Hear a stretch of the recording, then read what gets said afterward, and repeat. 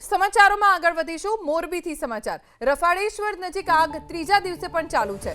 મગફળીના ગોડાઉનની આગ પર હજુ કાબુ મેળવવામાં નિષ્ફળતા પ્રાપ્ત થઈ છે।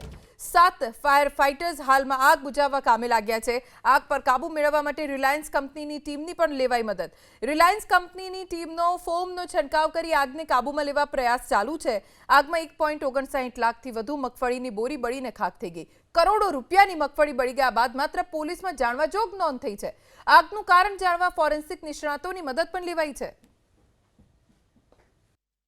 મોરબીના રફાળેશ્વર નજીક મગફળીના ગોડાઉનમાં લાગેલ આગ જે છે એ સતત ત્રીજા દિવસે યથાવત જોવા મળી રહી છે। હાલ તમે જે દ્રશ્યો જોઈ શકો છો એ મોરબીના રફાળેશ્વર નજીક જે ગોડાઉન આવેલું છે, ગુજરાત વેરહાઉસ કોર્પોરેશન દ્વારા જે ગોડાઉન ભાડે રાખવામાં આવ્યું હતું અને જેમાં આગ લાગી હતી, જેને આજે ત્રીજો દિવસ થયો છે ને જે આગ યથાવત જોવા મળી રહી છે। મોરબી, રાજકોટ, જામનગર સહિતના જે ફાયર વિભાગો છે, જે ફાયરની ગાડીઓ છે, તે તમામ જે કામે લાગી છે ને સતત આગ બુઝાવવાની જે કામગીરી છે તે હાથ ધરવામાં આવી રહી છે। વધુ જરૂરિયાત પડતા જામનગર રિલાયન્સમાંથી પણ જે ફાયરની જે ટીમ છે તે બોલાવીને આગ બુઝાવવાની જે કામગીરી છે તે હાલ કરવામાં આવી રહી છે।